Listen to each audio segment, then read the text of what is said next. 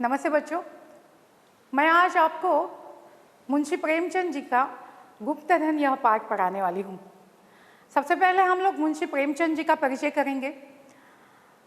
आप सब जानते हैं मुंशी प्रेमचंद जी हिंदी साहित्य के सर्वश्रेष्ठ लेखक हैं। उनको उपन्यास सम्राट भी कहा जाता है, उनको कहानियों का सम्राट भी कहा जाता है। करीबन 1.5 दर्जन के ऊपर उन्होंने उपन्यास लिखे हुए हैं और 300 से भी अधिक कहानियाँ उन्होंने लिखी हुई है और इसीलिए उनको कहानी सम्राट या उपन्यास सम्राट कहा जाता है। प्रेमचंद जी के बारे में अगर बताया जाए तो प्रेमचंद जी जो है उनके साहित्य में हम तत्कालीन समाज और संस्कृति का दर्शन पाते हैं। उनका जो 30 साल का काल है, जो लेखन काल है, उस काल में उस समय क्या क्या हुआ, जैसे कि उस समय जो है स्वाधीनता का संग्राम था, समाज में अस्पृश्यता फैली हुई थी या अस्पृश्यता की समस्या थी, दहेज प्रथा, बाल विवाह, विधवा विवाह जैसी समस्याएं थी, मजदूर और मालिकों के दरमियान जो संघर्ष होता था या अमीर गरीब लोगों के बीच का जो संघर्ष होता था या फिर मानसिक संघर्ष जो लोगों का था, गरीबी, अत्यंत गरीबी में जीवन जीता था गांव का समाज, तो ये सब जो है उन्होंने कहानियों में दर्शाया।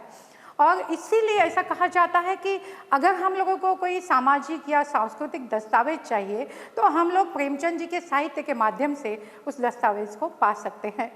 तो उनके जो प्रसिद्ध उपन्यास है वो जैसे गोदान है, गबन है, कायाकल्प है, सेवा सदन है, निर्मला है, या अनेक उनके उपन्यास है।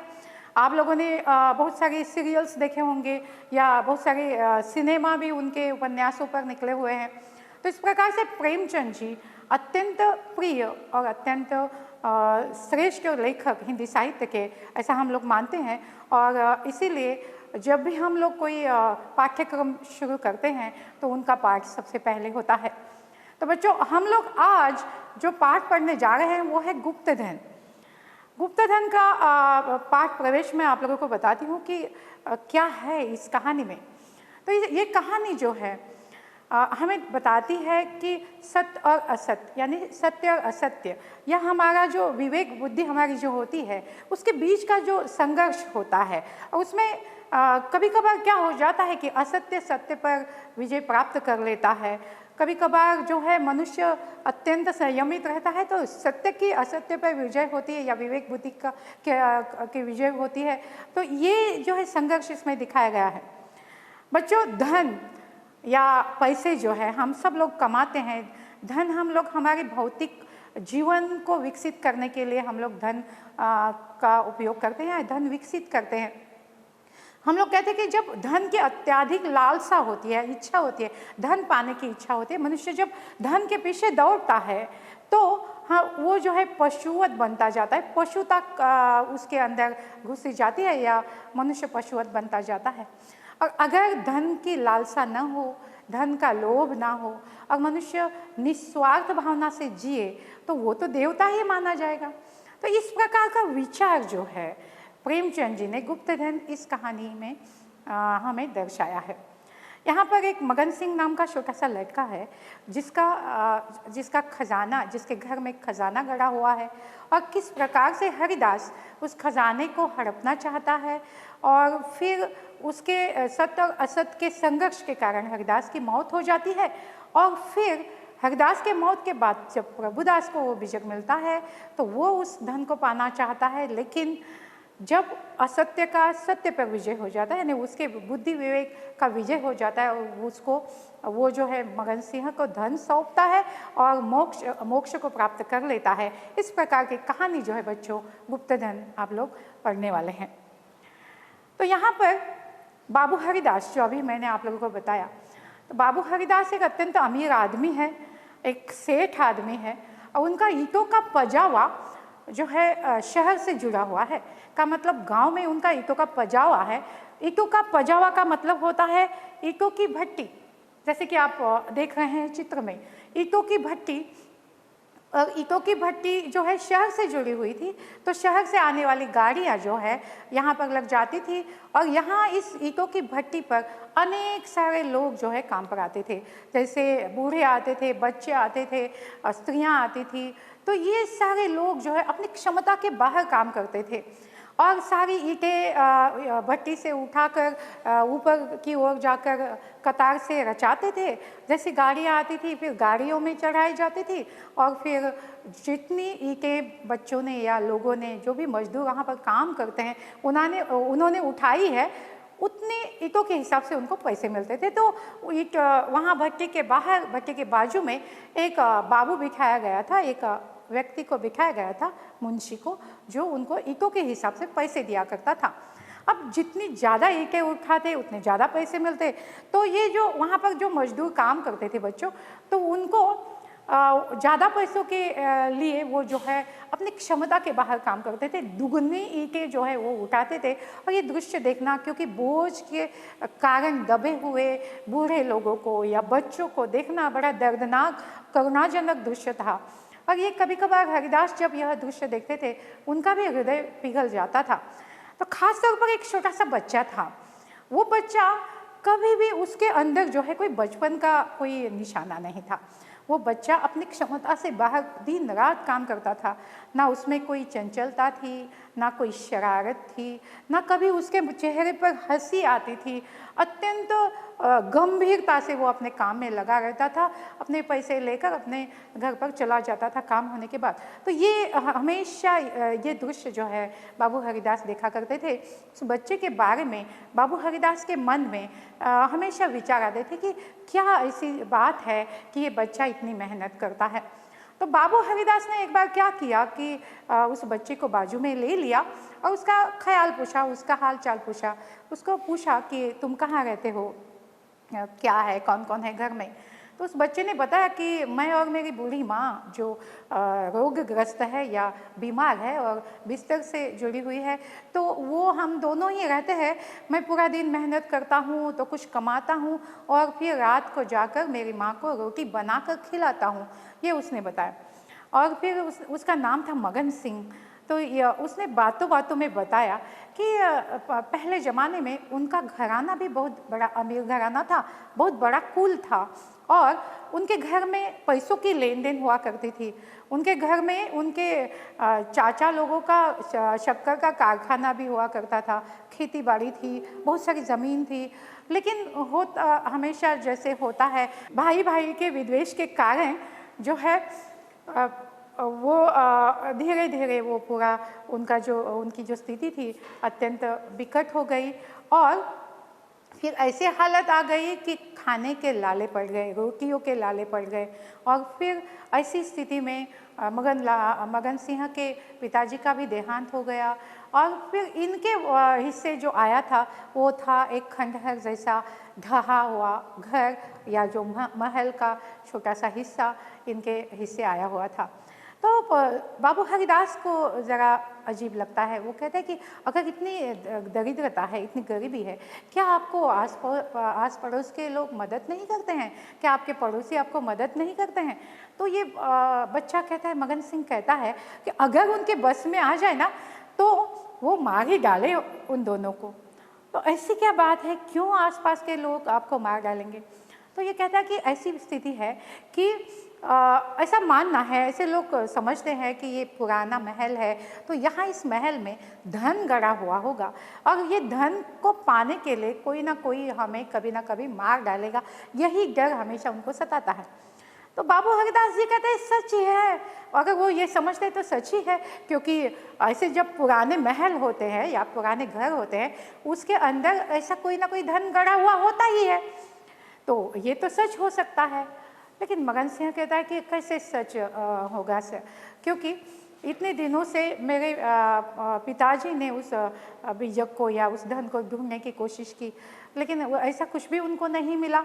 और ये उन्होंने अगर समझो कि धन होता तो मेरी माँ इस प्रकार से दरिद्रता में नहीं जीती, मेरी माँ इस प्रकार से व्याधिग्रस्त नहीं होती, बीमार नहीं होती, तो फिर धन कहाँ से होगा? तो इस प्रकार से उनकी बातें शुरू रही।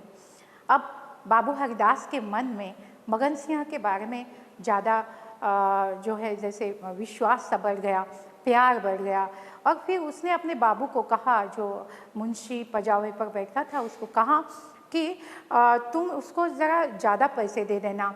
उसको ये भी कहा कि उसको थोड़ा हिसाब किताब भी सिखाना। और उन्होंने क्या किया कि मगन सिंह की का जो वहाँ मजदूर के रूप में काम करता था, उसको उठाकर नौकरों के रूप में उसको घर पर काम दे दिया। उसको थोड़े से पढ़ाना लिखाना वगैरह ऐसा शुरू कर दिया। तो जल्दी ही मगन सिंह ने ये सारी चीज़ें सीख ली। मगन सिंह ने पजावे के मुंशी का काम भी सीख लिया। तो इस प्रकार से अभी मगन सिंह उनके परिवार का एक सदस्य सा बन गया था, क्योंकि ये लड़का इतना प्रामाणिकता से, इतना ईमानदारी से काम करता था कि उसने कभी भी अपने काम में कभी भी कोई खाड़ा नहीं किया। यानी कभी भी, यहाँ पर एक शब्द आया है बच्चों, नागा करना। नागा करना का मतलब होता है कि काम पर न आना, अचानक छुट्टी लेना, ऐसा कभी उसने नहीं किया था। लेकिन हुआ यूं, एक दिन 2-3 दिन के लिए मगन सिंह आया ही नहीं काम पर। हरिदास बड़े बेचैन हो गए कि क्या हुआ ऐसा कि क्यों मगन सिंह काम पर नहीं आ रहा है। तो उन्होंने सोचा कि देखेंगे और एक दिन, और इस प्रकार से उन्होंने देखा, आसपास के लोगों को पूछताछ भी की, क्या हुआ है, मगन सिंह क्यों नहीं आ रहा है। तो फिर लोगों ने कुछ भी नहीं कहा, किसी को पता नहीं था मगन सिंह के बारे में। तो बाबू हरिदास ने सोचा कि चलो मैं ही जाकर देख लेता हूँ कि क्या हाल है, क्यों नहीं आ रहा है मगन सिंह। और बातचीत के दौरान उनको पता चला था कि मगन सिंह कहाँ रहता है, उसका कौन सा गांव है। तो हरिदास जी खुद मगन सिंह को मिलने के लिए चले गए।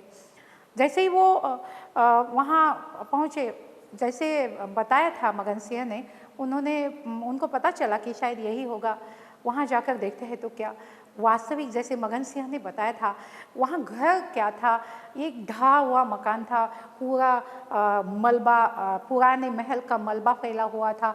एक छोटा सा टूटा फूटा सा कमरा था जिसमें वहाँ पर अंदर की तरफ उसकी माँ थी।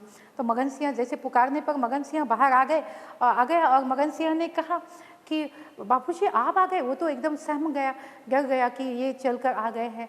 तो बातचीत के दौरान उसने बताया कि उसकी माँ बहुत बीमार है और इसीलिए वो काम पर नहीं आ सकता। तो बहुत दिनों से उसकी माँ जो है बाबू हरिदास जी को मिलना चाहती थी, लेकिन ऐसे घर में कैसे बुलाए। बच्चे हमेशा जब ऐसी गरीबी होती है या ऐसी अवस्था हो जाती है तो बच्चे किसी को अपने घर में जो है बुलाना नहीं चाहते हैं, बच्चों को अच्छा नहीं लगता। तो मालिक को कैसे घर पर बुलाए, इसलिए उसने कभी भी हरिदास को बताया नहीं था कि आप घर पर आए। तो अच्छा किया आपने कि माँ की इच्छा है कि आपको वो मिलना चाहती है, आपसे बातचीत करना चाहती है। आप एक काम कीजिए, अंदर जाइए, अंदर माँ सोई हुई है, मैं कुछ लेकर आता हूँ। ऐसा कहकर मगन सिंह बाहर की ओर दौड़ पड़ता है। ये अंदर चले जाते हैं। वहाँ पर मगन सिंह की माँ एक काठ के टुकड़े पर, काठ का टुकड़ा का मतलब ऐसे लकड़ी का कोई फली वगैरह होगी या लकड़ी का टुकड़ा, जो पुराना लकड़ी का टुकड़ा है सड़ा हुआ, ऐसे लकड़ी के टुकड़े पर वो सोई हुई है। आजू बाजू में पूरी दरिद्रावस्था, पूरी सुर्खी छाई हुई है और अत्यंत गरीबी जो है वहाँ के वातावरण से महसूस हुई बाबू हरिदास को।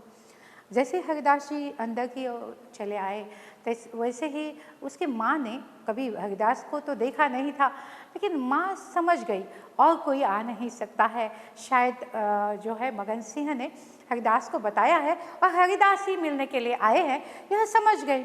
और माँ ने जो है पहले ही बोलना शुरू कर दिया कि मैं जानती थी आप आएंगे और मैं बहुत दिनों से आपका इंतज़ार करती थी, क्योंकि आप जो है मेरे अनाथ बच्चे के बाप हो या संरक्षक पालक हो। आपने जितनी आत्मीयता मेरे बच्चे के बारे में दिखाई, उतनी आत्मीयता तो किसी ने दिखाई नहीं है। तो वो कहते हैं कि आप जो है मेरे बच्चे के नाथ हो, इसलिए मैं आपको कुछ बातें बताना चाहती हूँ।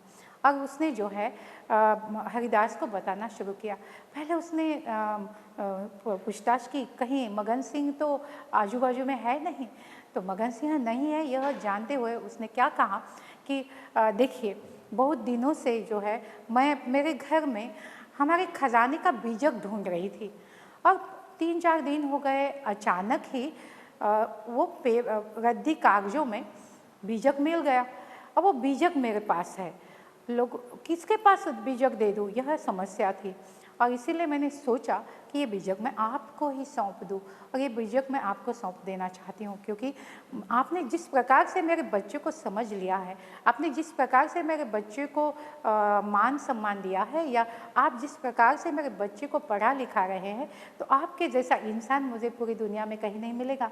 तो मैं चाहती हूँ कि ये बीजक, बीजक का मतलब होता है खजाने का नक्शा। खजाने का नक्शा जो है वो उस माँ को अचानक मिल गया था, और वो क्या करती है, वो हरिदास को सौंप देती है और कहती है कि आप क्या कीजिए, इस खजाने के नक्शे के अनुसार आप वो खजाना ढूंढिए, और उस खजाने में मिले हुए जो भी पैसे हैं वो आप मेरे बेटे मगन सिंह को दे दीजिए। तो ये वो पूरी जिम्मेदारी हरिदास को सौंप देती है। हरिदास वहाँ से निकल पड़ते हैं। हरिदास जी के हाथ में बीजक है। अब बीजक है, वो सोच में पड़ते हैं, पुराने जमाने का खजाना है, पूर्वजों ने यानी मगन सिंह के पुरखों ने, पूर्वजों ने उसको जमीन में गड़ा हुआ है। थाती है, थाती का मतलब पूंजी या धन, और ये पहले ज़माने का है तो बहुत सारा धन होगा, और ये मगन सिंह को देने से अच्छा है इस धन का मैं ही उपयोग करूं। इस प्रकार का विचार जो है हरिदास के मन में आता है। वो किसी को बताते नहीं है, वो घर में नहीं बताते, मगन सिंह को बताते नहीं है, किसी को भी नहीं बताते कि उनके पास मगन सिंह का बीजक है। और वो बीजक लेकर घर पर आते हैं। बड़ी कश्मकश उनके मन में होती है। वो सोचते हैं कि क्या ये अच्छा होगा, मगन सिंह का धन हड़पना क्या अच्छा होगा, ये तो बड़ी नाइंसाफ़ी होगी। जिस बालक को, जिस अनाथ बालक को मैंने अपनाया, जिस अनाथ बालक को मैंने सहारा देने की कोशिश की, उस अनाथ बालक के प्रति विश्वासघात होगा, नाइंसाफ़ी होगी, तो ये अच्छी बात नहीं है। यह उनके मन में बार बार यह विचार आता है। लेकिन हमेशा, जैसे कि मैंने प्रारंभ में बताया कि सत और असत का जब झगड़ा हो जाता है तो कभी कभार असत जो है हावी हो जाता है।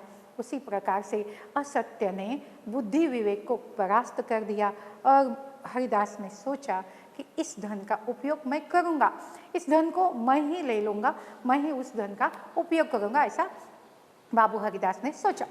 अब बाबू हरिदास जब यह पक्का विचार करते हैं तब उन्होंने उस बीजक के अनुसार पहले तो देखा कहाँ गड़ा हुआ है यह धन। तो उस बीजक के अनुसार ये धन जो है उनके घर से, यानी मगन सिंह के घर से एक 500 डग, यानी डग का मतलब होता है कदम, 500 कदम। जब हम लोग ऐसे चलते हैं तो 500 कदम की दूरी पर एक छोटा सा उनका मंदिर है, और मंदिर का चबूतरा, चबूतरा का मतलब होता है ऐसे सामने की जो जगह, मंदिर के सामने की जगह। हमारे यहाँ बच्चों मंदिर के सामने मंडप होता है और कोई खुली जगह नहीं होती है, लेकिन उत्तर भारत में मंदिर, छोटा अगर मंदिर जिसको हम लोग देवड़ी वगैरह कहते हैं कोंकणी में, तो उसके सामने थोड़ा सा चबूतरा रहता है, आंगन जैसा, लेकिन थोड़ा सा ऊंचा ऊपरी भाग। तो उस चबूतरे के नीचे यह धन गड़ा हुआ है। यह बीजक के अनुसार जब पता चलता है बाबू हरिदास को, तो बाबू हरिदास कोई वक्त नहीं गंवाते, कुदाली लेकर सीधे चले जाते हैं मंदिर के चबूतरे के पास। और मंदिर के चबूतरे पर जाते हैं, वहाँ जाकर वो अंदाज़ा लगाते हैं साधारणतः कहाँ हो सकता है। अब चबूतरा बड़ा है छोटा है हमें पता नहीं, लेकिन अगर चबूतरा इतना छोटा है तो उस चबूतरे को मध्य भाग में वो खोदना शुरू करते हैं। हो सकता है कि मध्य भाग में वो बीजक हो। वो एक साधारणतः अंदाज़ा लगाते हैं, अमावस्या तक ये चबूतरा खुदवाना चाहिए पूरा, और उसके बाद वो निचला हिस्सा है वो पता चलेगा, और पता चलेगा कि उसकी माँ सच बोल रही है या नहीं, या उसने मेरे साथ कोई ठगारी की या कोई मजाक तो नहीं किया। तो ये उसके बाद पता चलेगा।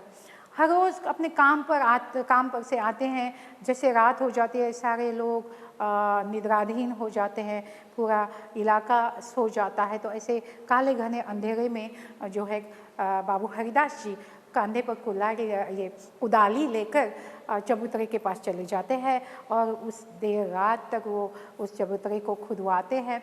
ऐसे बहुत सारे दिन होते हैं, ऐसी हालत हो जाती है, वो किसी के साथ बात नहीं करते हैं, उनको डर है कहीं मेरी चोरी तो पकड़ी नहीं जाएगी, क्योंकि बाबू हरिदास जी एक बहुत ही सज्जन व्यक्ति है। उन्होंने कभी अपने जीवन में कोई गलत काम नहीं किया है। बदनामी होने का डर है, अगर किसी को पता चला कि मगन सिंह का धन ये हड़प रहे हैं या धन ये चुरा रहे हैं, कितनी बड़ी बदनामी होगी, इस प्रकार का डर उनके मन में है, इस प्रकार की शर्म की भावना भी उनके मन में है। बहुत बार वो जाते हैं, चबूतरे पर बैठते हैं और सोचते हैं कि क्या मैं ये जो कर रहा हूँ सही कर रहा हूँ। उनका मन उनको कचोटता है, लेकिन दूसरे ही क्षण जब धन का विचार आता है वो तुरंत जो है बदल जाते हैं और कुदाली लेकर चबूतरा खुदवाने लगते हैं। बहुत दिनों से इतने थक गए हैं क्योंकि काम का अनुभव नहीं है, फिर भी दिन रात जैसे मेहनत, दिन दिन को अपना काम करते हैं, रात को आकर यहाँ पर चबूतरा खुदवाते हैं, तो उनकी तबीयत भी उनका साथ नहीं दे रही है। बहुत थकान सी महसूस होती है। फिर उस थकान में ही वो आते हैं, काम करते हैं। अब ऐसे ऐसे करते करते जो है अमावस्या आ गई, अमावस की रात आ गई। और आज अगर चबूतरा पूरा नहीं हुआ, अब क्या होता है कि चबूतरे के नीचे एक पत्थर की चट्टान होगी और उस चट्टान के नीचे खजाना होगा। तो ये तो उस बीजक के अनुसार बताया गया है। अगर वो चट्टान लग जाती है आज, तो पता चलेगा कि वास्तविक खजाना है। अगर चट्टान नहीं मिली तो ऐसा माना जाएगा कि दिल लगी हो गई या मजाक हो गया। तो इस प्रकार से जैसे कोई नशा सा छा जाता है, जैसे कोई मंत्र जाप करता है, जैसे कोई तपश्चर्या कर रहा है और उसी में खो जाता है, उसी में डूबा हुआ रहता है, वैसे बाबू हरिदास जो है दिन रात जो है अत्यंत लगन के साथ ये चबूतरा खुदवाने का काम कर रहे हैं। और फिर जैसे ही अमावस्या की रात वो आते हैं, उनके मन में एक प्रकार का अंधकार सा छाया हुआ है। उनके मन में वो डर है कि मैं बड़ी नाइंसाफ़ी कर रहा हूँ मगन सिंह के साथ, मैं बड़ा गलत काम कर रहा हूँ। दूसरा मन उनको कह रहा है नहीं नहीं, धन चाहिए, इस धन से जो है मेरी परिस्थिति और सुधर सकती है, मैं और धनिक बन सकता हूँ। ये विचार दूसरी बाजू में उनको सता रहा है। और उस रात वो खोदने लगते हैं। खोदते खोदते अचानक उनकी कुदाली जो है नीचे की तरफ ऐसे टंग टंग आवाज़ सुनाई देती है। जैसे कुदाली पत्थर पर अगर पटक जाए तो कैसी आवाज़ें सुनाई देती है, वैसी आवाज़ें सुनाई देती है। तो एकदम जो है खुश हो जाते हैं हरिदास जी कि उन्होंने जो सोचा था वो सही था कि अब चबूतरे के नीचे उनको चट्टान लगी है, इसका मतलब इस चट्टान के नीचे धन है। तो इसका मतलब ये भी हो जाता है कि उनके साथ कोई दिल लगी नहीं हुई है। उस रात अत्यंत समाधान के साथ बाबू हरिदास अपने घर जाते हैं, लेकिन जैसे घर जाते हैं उनके पाँव नहीं उठते हैं, मानो पाँव भारी हो गए हैं। उनके सर में दर्द हो रहा है, उनका पूरा शरीर जकड़न से भरा हुआ है, उनको बुखार आ जाता है और ऐसे जाते हैं वो सो जाते हैं और वो किसी के साथ बोल नहीं पाते हैं, किसी को कुछ बता नहीं पाते हैं। बुखार इतना बढ़ता है, इतना बढ़ता है, इतना बढ़ता है कि घर वालों को समझ में ही नहीं आता है कि ये क्या हो रहा है, ऐसा क्यों हो गया, ऐसा अचानक हरिदास के साथ क्या हो रहा है, कोई समझ नहीं पाता है। पूरा परिवार शोक में डूबा हुआ है, चिंताग्रस्त है और अचानक हरिदास जी की मौत हो जाती है। हरिदास जी की मौत इस धन को पाने की या धन को उसके मालिक को देने की इस कश्मकश यानी सत और असत के इस कश्मकश के बीच में उनकी ये मौत हो जाती है। वो किसी को कुछ भी बता नहीं पाते हैं। लेकिन उनके मौत के बाद कुछ दिन बाद ये बीजक उनके बेटे प्रभुदास के हाथ में लग जाता है और प्रभुदास जब देखता है तो प्रभुदास सोच में पड़ता है कि पिताजी ने ये बीजक ले लिया है, ये बीजक है तो मगन सिंह के पुरखों का, पिताजी ने ये बीजक अपने पास रखा, इसका मतलब है पिताजी के दिमाग में कुछ तो होगा, खामोखा तो अपने पास नहीं रखा होगा। तो उसके इसलिए प्रभुदास सोचता है चलो बीजक के अनुसार मैं भी जाकर देखता हूँ क्या है स्थिति। प्रभुदास उसी रात वहाँ चला जाता है मंदिर के चबूतरे के पास। वहाँ जाकर देखता है तो क्या वो देखता है कि पिताजी ने पूरा चबूतरा खुदवाया है। वो ये भी देखता है कि वहाँ एक नीचे एक पक्की चट्टान है और चट्टान जो है वो चट्टान वैसे निकलने वाली नहीं है, उसके लिए कुछ तो करना पड़ेगा क्योंकि चट्टान बहुत पुराना जोड़ है वो। और आप जानते हैं कि पुराने ज़माने में जब महल बांधे जाते थे तो एक पत्थर को दूसरे पत्थर के साथ जोड़ने के लिए जो रसायन इस्तेमाल करते थे वो हज़ारों सालों तक वो जो है पत्थर एक के साथ एक जुड़े रहते हैं, वो हज़ारों सालों तक वो महल भी वैसे रहता है। तो इस प्रकार से वो जो चट्टान उन्होंने जोड़ी है उसमें जो लगा हुआ रसायन वो इतना पक्का है कि वो उस चट्टान चट्टान को बारूद के साथ ही उड़ाना पड़ेगा और इसके लिए बारूद की ज़रूरत है। प्रभुदास ज़रा पढ़ा लिखा इंसान है, तो वो सोचता है कि क्यों ना मैं बारूद खरीदूँ। तो वो जो है उसी रात जो है बारूद वाले के पास चला जाता है। बारूद का मतलब होता है जिलेटिन या दारू हम लोग जिसको कहते हैं, जिसको विस्फोट हो जाता है, विस्फोटक। और पटाखों में जो दारू रहती है उसको बारूद कहा जाता है बच्चों। तो ये जो बारूद वाला है, अंग्रेज़ों का ज़माना है और बड़ी दिक्कतें होंगी दारू या बारूद वगैरह खरीदने में।